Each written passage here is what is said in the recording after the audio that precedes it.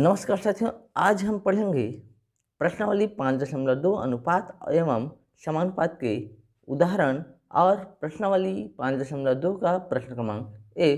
तो आइए शुरू करते हैं। उदाहरण क्रमांक 4। यहाँ क्या बोला जा रहा है, 75 सेंटीमीटर लंबे एक रेखाखंड को 3:5:7 के अनुपात में 3 भाग करने पर प्रत्येक भाग की लंबाई कितनी होगी।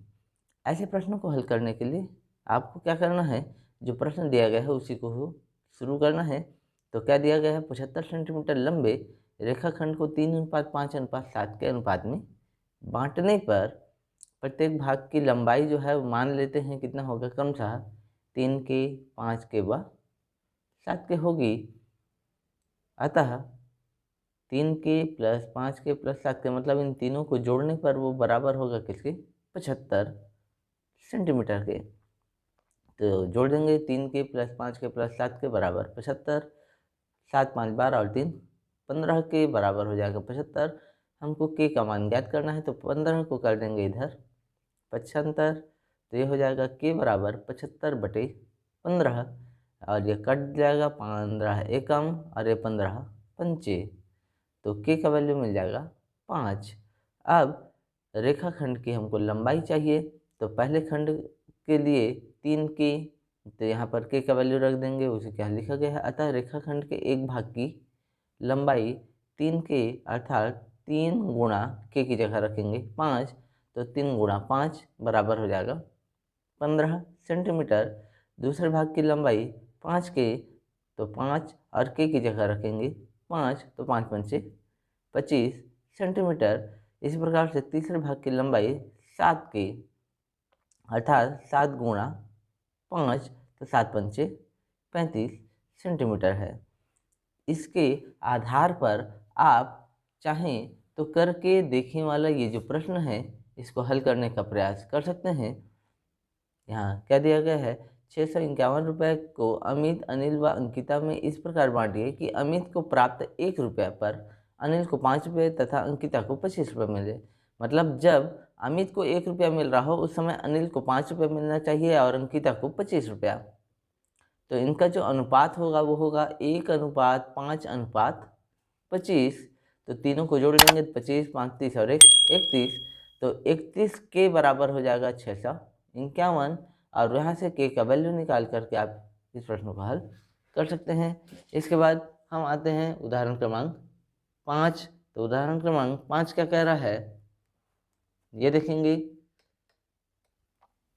3 छात्रों ए, बी व सी में 11:13:17 के अनुपात में कुछ रुपये बांटे गए हैं। तो 3 छात्र हैं ए, बी और सी, इनको कुछ रुपये बांटे गए हैं किस अनुपात में, 11:13:15 के अनुपात 17 के अनुपात में।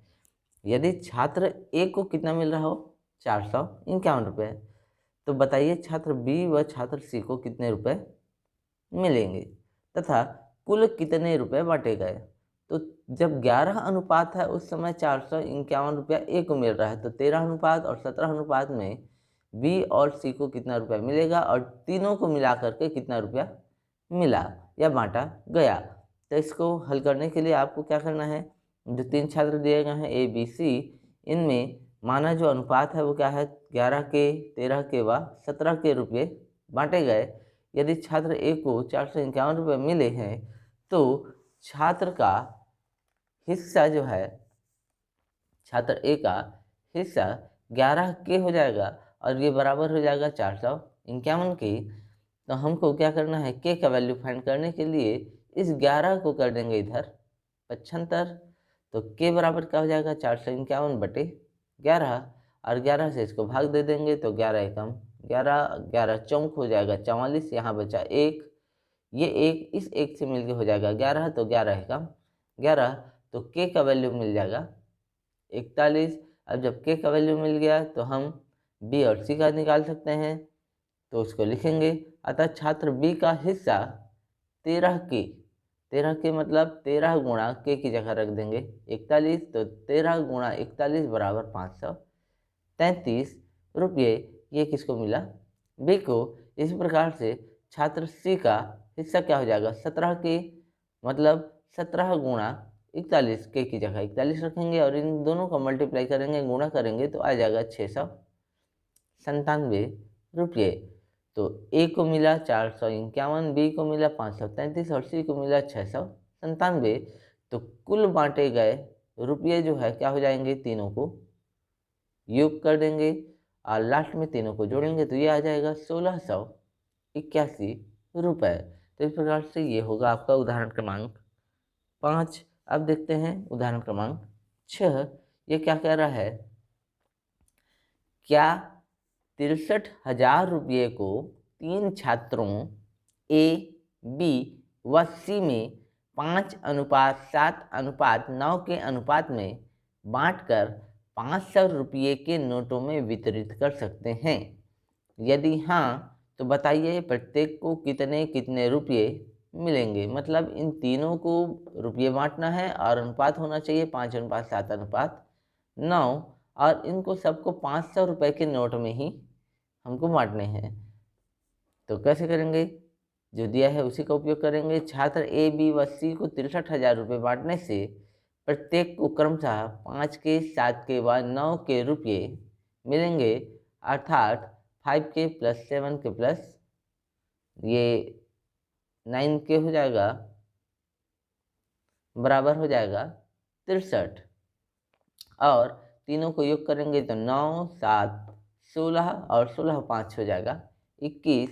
तो 21 के बराबर हो जाएगा 63,000 या केवल 63 कह सकते हैं।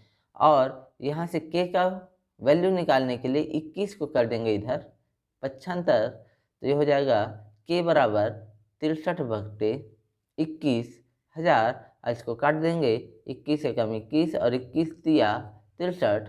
तो ये आ जाएगा 3,000 जो कि हमको मिलेगा के का वैल्यू। और जब के का वैल्यू मिल जाएगा तो हमको ये जो बांटा गया रुपया हिस्सा है उसमें रख देंगे।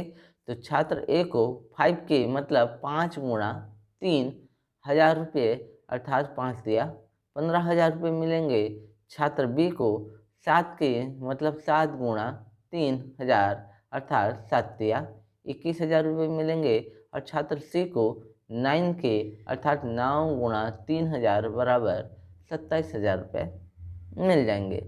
अब हमको प्रश्न में ये बोला गया है कि क्या इनको 500 रुपये के नोट में बांटा जा सकता है। तो बिल्कुल, चूंकि ये 1000 में है तो 500 रुपये के नोट में वितरित किया जा सकता है, उसी को लिख दिया गया है लास्ट में। अतः यह राशि 500 रुपये के नोट में वितरित की जा सकती है क्योंकि सभी 1000 में है।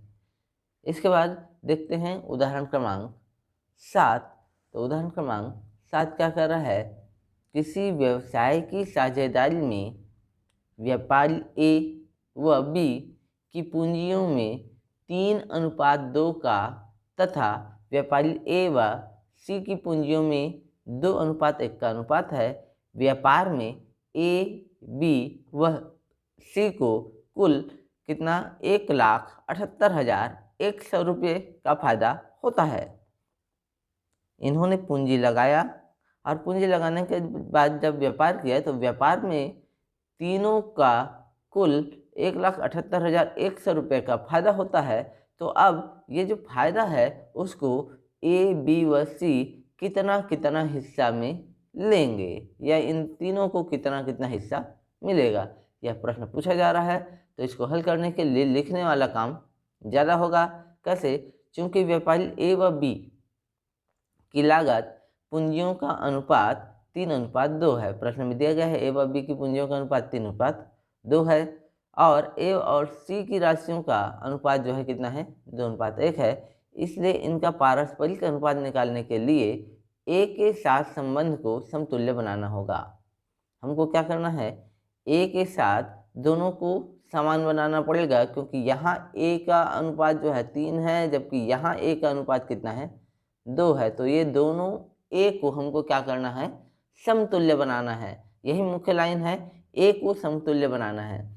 तो उसके लिए क्या करेंगे, इसके लिए हम व्यापारी बी व ए की लागत पूंजियों का अनुपात देखते हैं। बी और ए के लागत पूंजियों का अनुपात देखते हैं। यह अनुपात 2:3 अर्थात 4:6।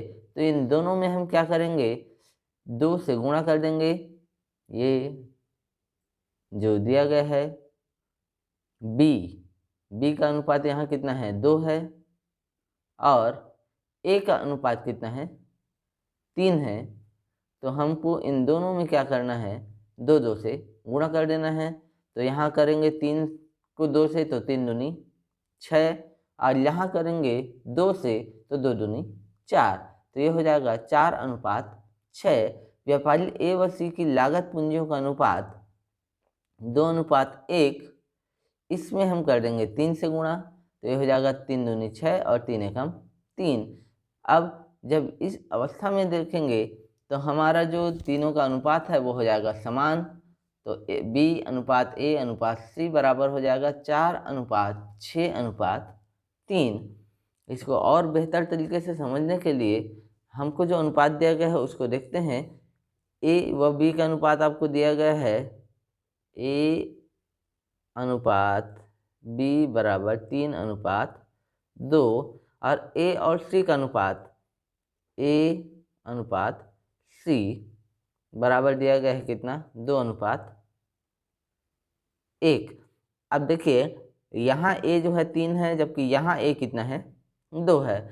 तो हम न तो 3 को 2 बना सकते हैं, न तो 2 को 3। इसलिए हम क्या करेंगे, इन दोनों में 2 से गुणा करेंगे और इन दोनों में 3 से, क्योंकि हमको इन दोनों को समान बनाना है।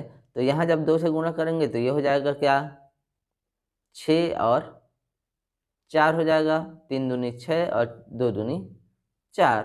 इसमें 3 से करेंगे तो 3 दूनी 6 और 3 एकम 3। तो इस प्रकार से ए जो है वो 6 हो जाएगा दोनों में, बी जो है कितना हुआ 4, और सी कितना हो गया 3। तो इसको लिख सकते हैं ए अनुपात बी अनुपात सी।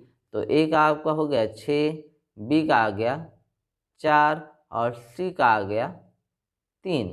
तो 6:4:3 ये ए बी सी का अनुपात हो जाएगा। यहाँ पर चूंकि बी ए सी लिखा है इसलिए उसको उसी रूप में लिखा है। तो बी का वैल्यू हमारा 4 है, ए का वैल्यू 6 है और सी का वैल्यू 3। तो 4, 6 और 3 यहाँ लिख दिया गया है। और उनके व्यवसाय में लागत पूंजियों के अनुपात जो है उसी रूप में फायदा भी बटेगा। अतः उन्हें हम क्या कर सकते हैं, 6 के 4 के और 3 के रुपये मिलेंगे। तो टोटल रुपये जो हैं वो कितना है 1,78,100 है। तो तीनों को जोड़ेंगे, 4 के 6 के और 3 के बराबर हो जाएगा ये 13 के, और 13 के बराबर हो जाएगा 1,78,100। के का वैल्यू निकालने के लिए इस 13 को कर देंगे हम 75, जिससे के बराबर क्या हो जाएगा 1,78,100 बटे में 13। अब इस 13 से इसको हम डिवाइड कर देंगे तो 13 एकम 13, ये भी 13 एकम 13, यहाँ बचेगा 4, ये हो जाएगा 48। तो 13 तिया हो जाएगा 39, बचेगा यहाँ 9, इस 1 से हो जाएगा 91। तो 13 सत्ते हो जाता है 91। तो ये 1, 3, 7 और ये जो 00 है ये जैसे का तैसे आएगा। तो आपको के का वैल्यू मिल जाएगा 1,37,000 रुपया, 13,700 रुपया। और इस 13,700 रुपया तो किसका वैल्यू है, के का वैल्यू है। 13,700 को हमको क्या करना है, बांटना है। अब बांटेंगे कैसे, तो ए को कितना मिलना है 6 के मिलना है। तो हम यहाँ पर फिर क्या करेंगे 6 जैसे का तैसा, और के की जगह रख देंगे 13,700। इस 6 से गुणा कर देंगे तो 6 शून्य 0, 6 शून्य 0, 6 सत्ते 42, 42 का 2 हासिल 4, 6 तिया 18 और 4 22 की 2 हासिल 2, 6 एकम 6 और 2 8। तो ए को लाभ मिलेगा 82,200 रुपया। बी का जो लाभ है वो कितना है 4 के है। तो 4 में के का वैल्यू मतलब 13,700, यहाँ गुणा करेंगे तो 4 गुणा हो जाएगा 13,700, 4 शून्य 0, 4 शून्य 0, 4 सत्ते 28 की 8 हासिल 2, 4 तिया 12 हासिल जोड़ेंगे तो हो जाएगा 14, 14 की 4 हासिल 1। 4 एकम 4 और हासिल जोड़ेंगे तो 5। इस प्रकार से बी को प्राप्त जो लाभ होगा वो हो जाएगा 54,800 और सी को प्राप्त लाभ जो है कितना है 3 के, अर्थात 3 गुणा 13,700। तो ये भी वैसे ही हो जाएगा 3 शून्य 0 3 शून्य 0 3 सत्ते 21 की 1 हासिल 2 3 तिया 9 हासिल जोड़ेंगे तो 11 हो जाएगा, 11 की 1 हासिल 1 3 एकम 3 और हासिल 1 जोड़ेंगे तो हो जाएगा 4। तो ये हो जाएगा 41,100। तो सी को प्राप्त लाभ जो है कितना हो जाएगा 41,100। इस प्रकार से ये हो जाएगा हमारा फाइनल आंसर उदाहरण क्रमांक 7 का। अब लास्ट देखते हैं उदाहरण क्रमांक 8। तो उदाहरण क्रमांक 8 क्या बोल रहा है, ये बहुत ही इंपॉर्टेंट क्वेश्चन है और अक्सर एग्जाम में पूछा जाता है और पूछे जाने की संभावना भी अधिक होती है। तो उदाहरण क्रमांक 8 क्या बोला जा रहा है, पानी और दूध का एक मिश्रण 40 लीटर है। पानी और दूध दोनों को मिला दिया गया है और उनका जो मिश्रण है वो कितना है 40 लीटर है।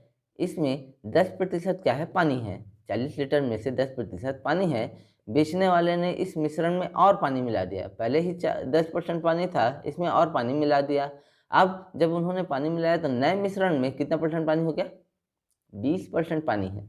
जो नए मिश्रण है उसमें 20% पानी है। तो कितना पानी और मिलाया गया, तो 10% पानी मिलाने से के बाद उसमें और कितना पानी मिलाया गया, तो मिश्रण में 20% पानी है। तो ऐसे प्रश्न हल करने के लिए किस प्रकार से काम करना है वो हमको दिया गया है। मिश्रण में पानी बराबर कितना है 40 लीटर। अब 40 लीटर का 10%, मिश्रण में पानी जो है 40 लीटर का कितना परसेंट, प्रश्न में हमको दिया गया है 10%। तो 40 लीटर का 10% कितना हो जाएगा 4 लीटर हो जाएगा। अब ये कैसे निकाला है, इसको निकालने के लिए आपको क्या करना है, 40 गुणा जितना प्रतिशत बोला जाए उतने से क्या कर देना गुणा, और प्रतिशत में 100 से आपको क्या कर देना है भाग। तो 1 0 2 0 1 0 2 0 कट जाएगा, बचेगा 4 गुणा 1 मतलब 4 एकम 4। तो इस प्रकार से 40 लीटर का 10% आपका हो जाएगा 4 लीटर। इतना जो है इतने मिश्रण में पानी है। अब जब 4 लीटर पानी है तो फिर दूध कितना होगा, 40 माइनस 4 मतलब 36 लीटर जो है दूध है। तो अब इस मिश्रण में x लीटर पानी और मिला दिया गया।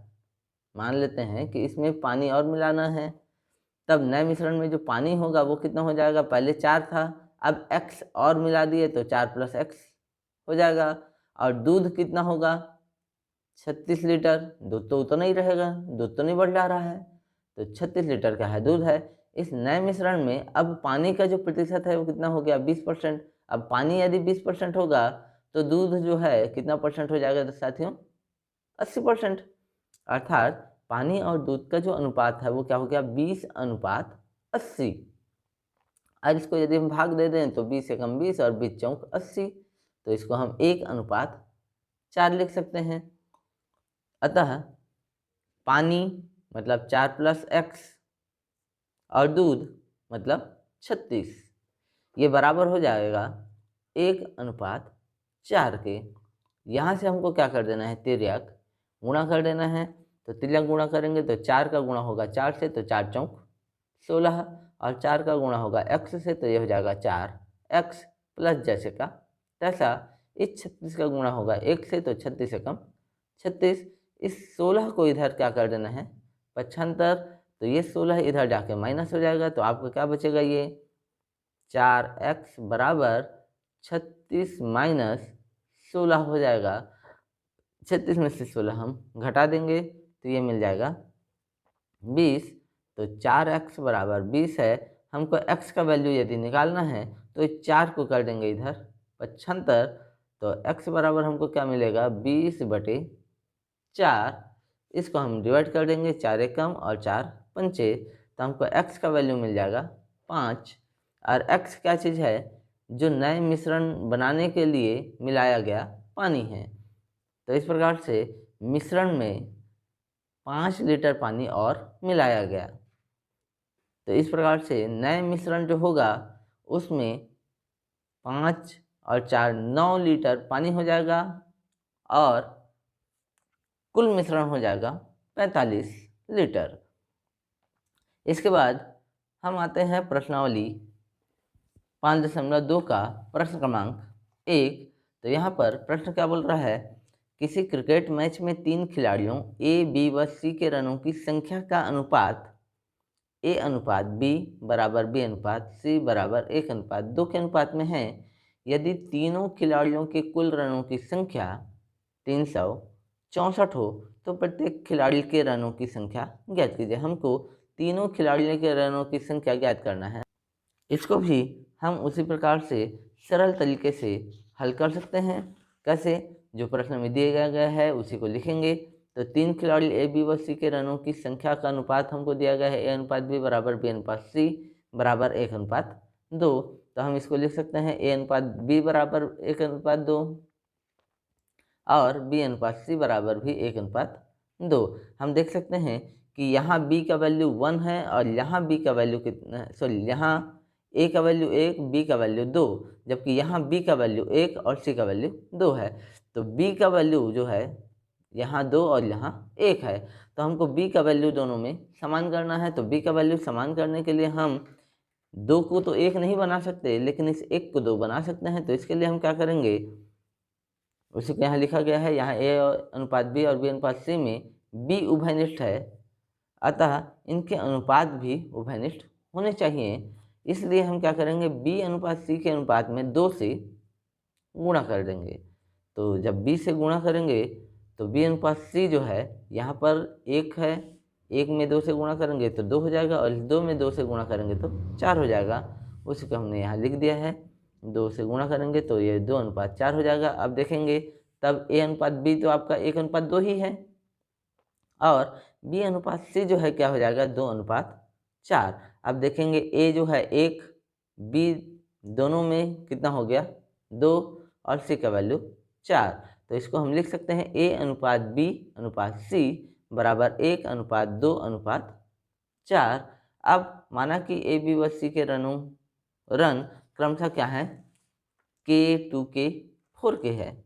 इसको हम मान लेते हैं कि इनके रन क्रमशः क्या है, k, 2k, 4k हैं। तब प्रश्न अनुसार प्रश्न क्या बोल रहा है कि तीनों खिलाड़ी के कुल रन जो है कितने हैं, 364 है। तो तीनों को जोड़ देंगे, k, 2k और 4k बराबर हो जाएगा 364 के, और तीनों को जोड़ेंगे तो ये हो जाएगा 4, 2, 6 और 1, 7। तो 7k इक्वल हो जाएगा 364 या 364। हमको k का वैल्यू फाइंड करना है। तो इस 7 को कर देंगे इधर 75, तो ये कटेगा 7 एकम 7 और ये 7 पंचे 35, बचा यहाँ 1, इसके साथ हो जाएगा 14, तो 7 दूनी 14। तो k का वैल्यू मिल गया 52। इस प्रकार से तो a के रन जो है कितना हो जाएगा, k बराबर 52, b के रन कितना हो जाएगा 2k। तो यहाँ पर k की जगह 52 रखेंगे तो 52 गुणा 2 मतलब 52 दूनी कितना हो जाएगा 104। वैसे ही c के रन जो है कितने हैं 3k, तो यहाँ k की जगह 52 रखेंगे तो 52 गुणा 3 हो जाएगा। तो 52 तिया कितना हो जाएगा 156। तो इस प्रकार से a के रन 52, b के रन 104 और c के रन 156, यही हो जाएगा हमारा आंसर। यदि ये वीडियो समझ में आया तो लाइक, सब्सक्राइब, शेयर और कमेंट्स जरूर करें। धन्यवाद। आगे का वीडियो में इस प्रश्नावली को कंप्लीट करेंगे।